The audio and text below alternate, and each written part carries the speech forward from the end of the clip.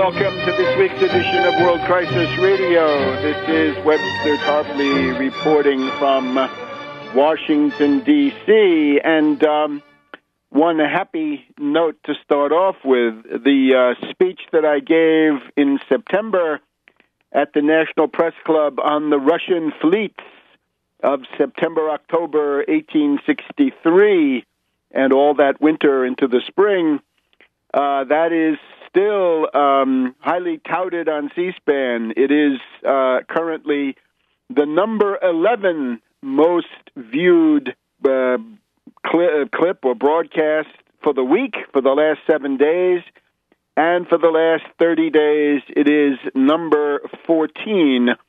So I urge you, if you haven't seen it, go to C-SPAN. And even if you have seen it, go to C-SPAN and refresh your memory a little bit about some of the key aspects of those Russian fleets. I have found in the meantime an essay by a guy who really should be considered the leading diplomatic historian working today from the University of Alabama. And he writes about the diplomacy of the American Civil War, and he manages to do the whole thing without mentioning Russia once.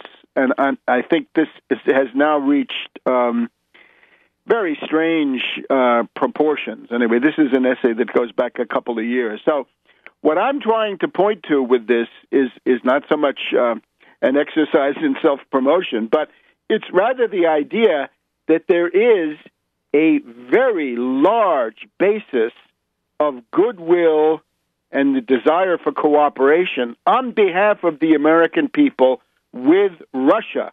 And this is another area where the elite opinion, right, the degenerate, decadent, failed, bungling elites in Washington are completely out of touch with, I guess in this case it would be fair to say, American intellectuals, right, as shown on the interest in C-SPAN, are certainly much better disposed towards Russia than these rotten elites, right? What Susan Rice, Samantha Power, and these people think about Russia is very different from the average intellectual of goodwill. So take a look. It's called Russia's Participation in the American Civil War at C-SPAN, number 11 most watched this week, number 14 most watched this month. There's something that this has touched, right? There's a note of goodwill, going back to World War II and going back indeed to these events, which some people, as we've heard, do remember. Now, let's switch into the various events now going on. You have to notice that the oligarchy has significantly turned against Obama, and you can hear this in the exaggerated, hysterical commentaries about Obamacare and the Obamacare website. Is it true that several million people have been told that their substandard junk insurance is going to be terminated? And, of course, terminated by insurance companies, by the predators themselves who are being forced out of that market. I really wonder, what is better, to find out when you've got cancer or after your heart attack that your insurance cuts off with a yearly limit, with a lifetime limit, or that it's simply, as soon as you need it, it's terminated, right? It's rescinded. All of that, of course, is present in a lot of these policies. But rather than even the merits of the issue might be susceptible to being argued one way or the other. The oligarchy has decided to bash Obama. Now, why would this be? We have to look at this question of the second term. We know, going back to Eisenhower, he had Sherman Adams with the Vicuña Coats. We had Nixon with, of course, Watergate. We had Reagan with Iran-Contra. We had Clinton getting impeached with Monica Lewinsky. We had Mad Dog Bush the Younger taking it on the chin for, I think, real-world events. But you have to see what's working here. From the point of view of the oligarchy, what is the interest of the oligarchy? The oligarchy always wants a weak presidency. The classic example is Watergate. Those people, Woodward, Bernstein, and the rest of them, coming from the intelligence community, helped by the CIA, helped by FBI. Their interest was what? The Washington Post is the House organ, or it has been up to now, up to Bezos, that's true. But up to now, under the Meyer family, right? Meyer-Graham, under the Meyer family, the Washington Post is the House organ of the Federal Reserve System, and its vested interest is a weak presidency. They don't want the potential of the presidency to be unfolded as it was under Roosevelt, FDR, and under Kennedy. This leads into some of our very timely considerations in this anniversary season, the 50th anniversary of the Kennedy assassination. When the president is in the first term, the assumption is the president is going to be hamstrung, he's going to be neutralized by the fear of alienating the media because he's got to run for a second term. Once the president is in the second term, however, that control mechanism recedes. And at that point, the question is, how do you control a president? Now, this is a general proposition. This means the president might do something good, something bad, something indifferent, whatever it is. The interest of the oligarchy is to make sure that the president does nothing that is not approved by the oligarchy. And therefore, what the oligarchy typically does is to prepare these scandals, and it's always easy to do. Naturally, the Republicans, with their stupidity, think that the IRS is a scandal, right? Fascist organizations didn't get their tax exemptions fast enough, and the American people are supposed to be up in arms about that. Or Benghazi, right? You want to know about Benghazi? Ask Carter Ham. He was commanding U.S. AFRICOM. He controlled the military assets. Ask him, and ask General David Petraeus, who commanded the CIA, and therefore the CIA assets, right? You better grill them first. We want grilled ham before we grill anybody further. But, of course, we've even got libertarians are now taking up the cause of reactionary admirals and generals, saying, oh, Obama is just insufferable. Those are the same admirals and generals that wanted to stay in Iraq and want to stay in Afghanistan for all eternity. And these libertarians are now giving them support, and other fly-by-night websites. But you get the idea.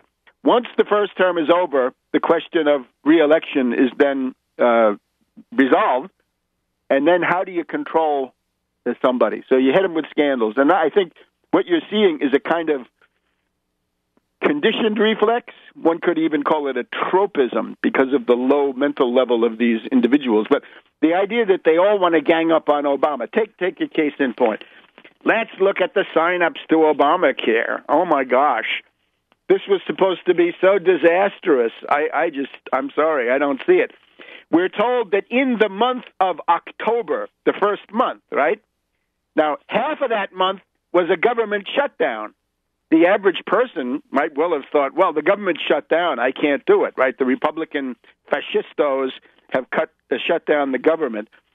During the month of October, 106,000 people bought into a health plan on Obamacare.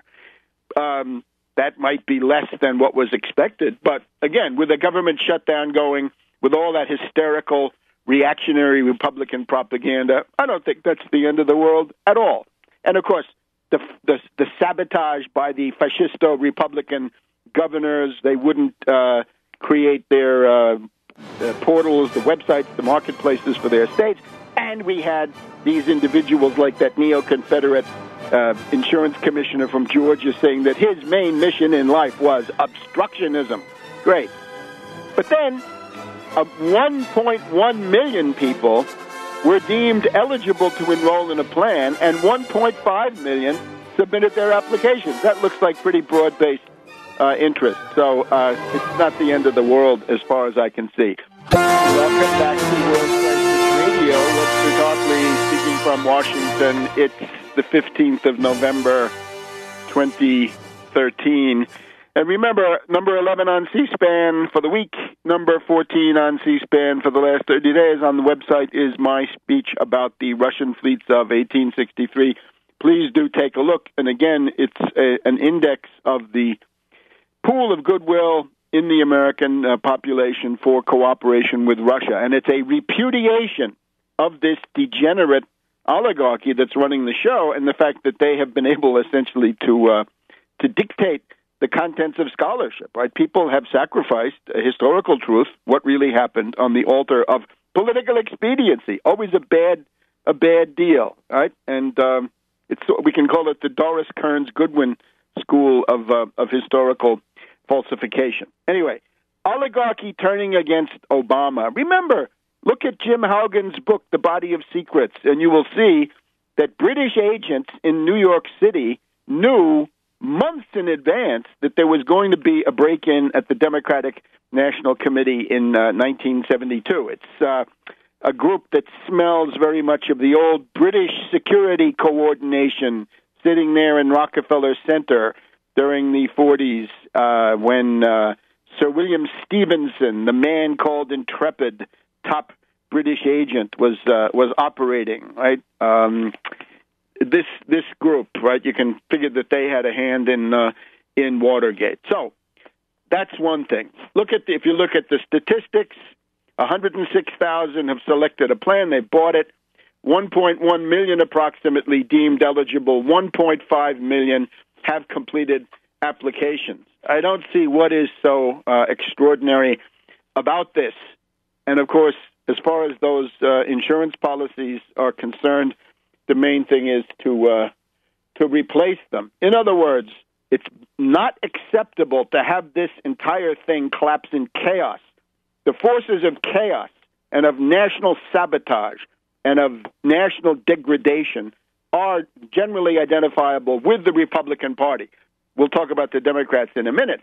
Remember our perspective here. Destroy the fascisto-Republicans in place. Then split the Democrats into plutocrat Wall Street Democrats and labor populists on the other side. So the Republicans obviously gleeful. It's Christmas for the Republicans. The program is in trouble. Let's look at reality. According to the Families USA Foundation, based on census data, the human cost of not having everybody insured is estimated at 26,000 American lives per year. This is 4 or 5 times the deaths caused by Mad Dog Bush and Mad Dog Cheney with their aggressive imperialist policies. 72 Americans per day die from no insurance. 3 Americans per hour die. 1 American death every 20 minutes because of no insurance. And I challenge these libertarians. Show us your libertarian stripes, oh dear friends. What are you going to do about that? And notice that, of course, Texas. In Texas, 108,000 people have come forward to sign up. In other words, they've completed their applications. They want to be considered. 80,000 of them are deemed eligible.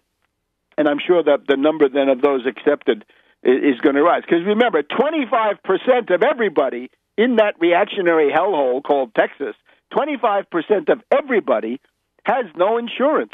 And that means that they're candidates to join the 26,000 per year among adults. This is not even children, huh? This is not infant mortality, because there is S-chip that has some effect.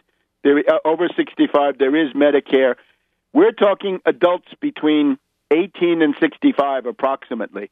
26,000 deaths per year. So when a Republican, a fascisto Republican says, let's delay it a year, you're saying, okay, you get a Nuremberg ticket on the basis of 26,000 deaths that you are recommending.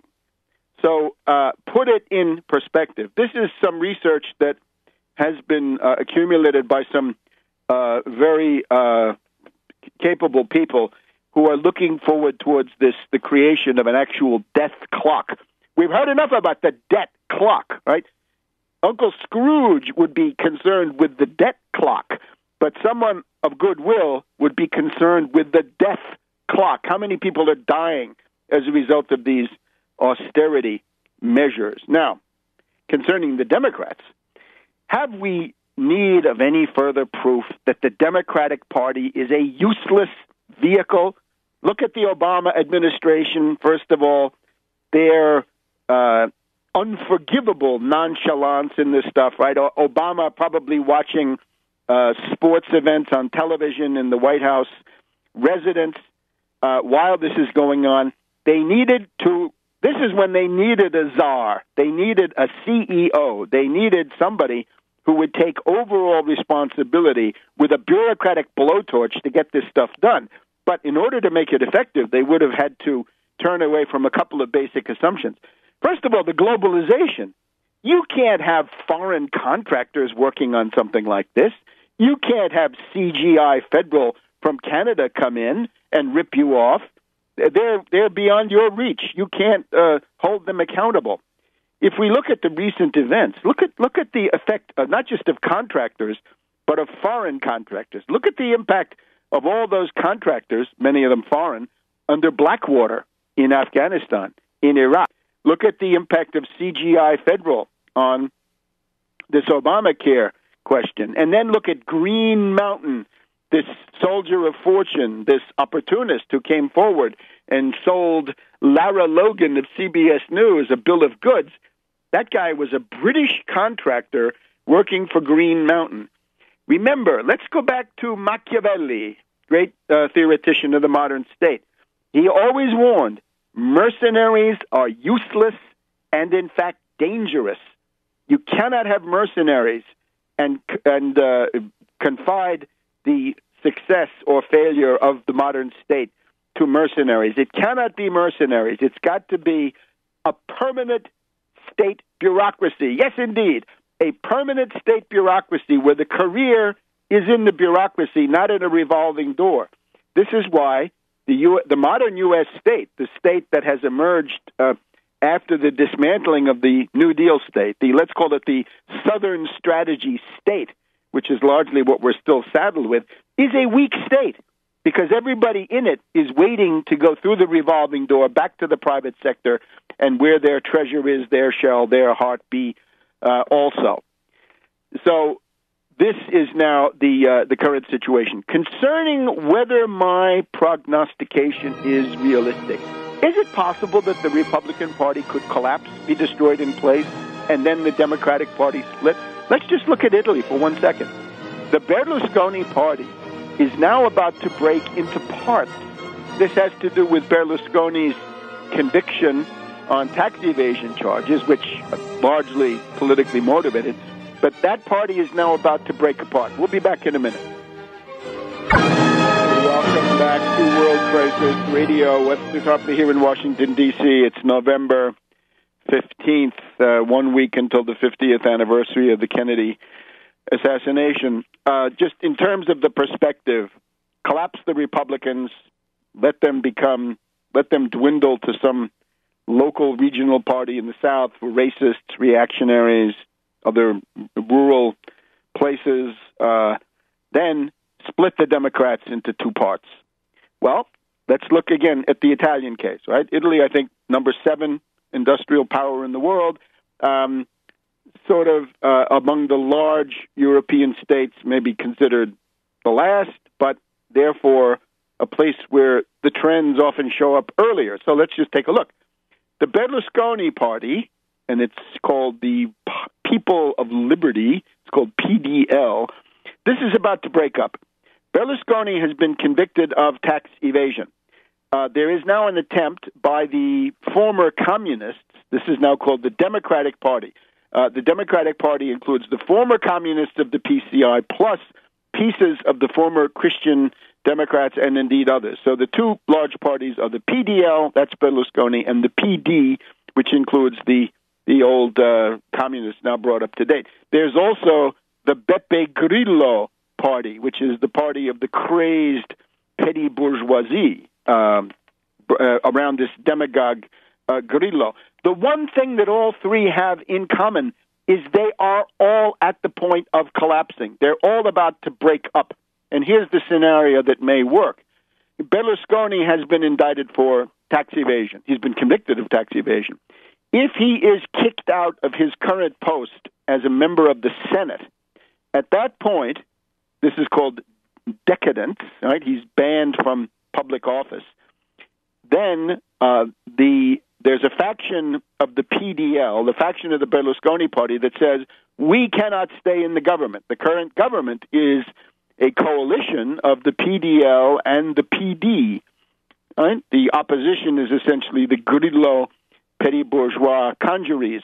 But if Berlusconi is kicked out of his post as a senator, there's a significant faction, probably the majority of the PDL, that will say, we will not stay in the government with the PD because they're the ones that are insisting that our leader be kicked out of the Senate. So how can we deal with them?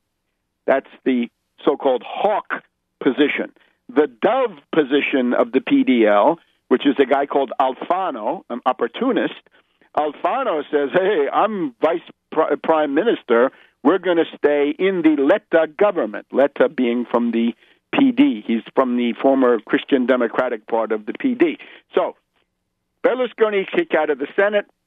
A large part of the PDL votes to bring down the government. They may succeed, they may fail, but in any case, the PDL is likely to split unless somebody pulls back. One way is that the former communist Napolitano could issue some kind of a pardon to Berlusconi and let him stay in the Senate. But if that doesn't happen, perfectly feasible that the PDL will blow up.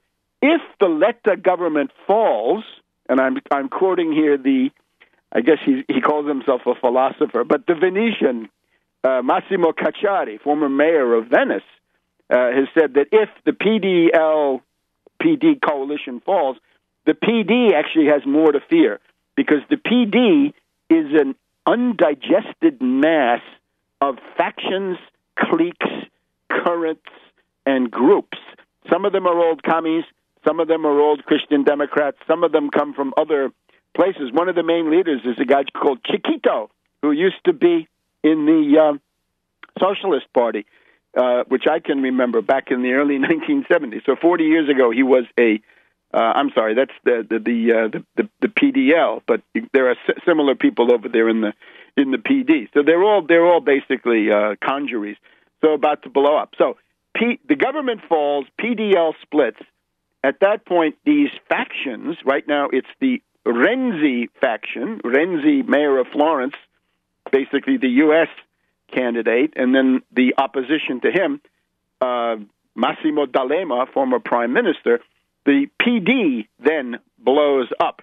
And as for Grillo, because of Grillo's racism, because of his endorsement of a law which makes it illegal to be an illegal alien, it makes it a felony, I guess, in our terms, there's a group of members of the Senate, the upper house of the Grillo party, who say, we're fed up with this Grillo. He's too much of a racist for us. He's trying to get votes from the Northern League and other racist, chauvinist, right-wing groups, and we can't be a part of it. These are people who would like to join in a coalition with the PD. So there we have three parties, and there's a very visible scenario, right, practically ongoing, how each one of them blows up. So remember also, the German Free Democrats kicked out of the parliament, right, after quite a while. The parties are falling, and there's no reason why the Republican Party, hated as it is, should be exempt. Now, let's just talk a couple of other foreign policy issues concerning Syria. Notice that Aleppo and Damascus are now the scenes of a rout of the terrorist death squads, the Nusra brigades, this Islamic Emirate of Sham and Iraq. They are losing big. The Syrian army may be on its way to recapturing Aleppo.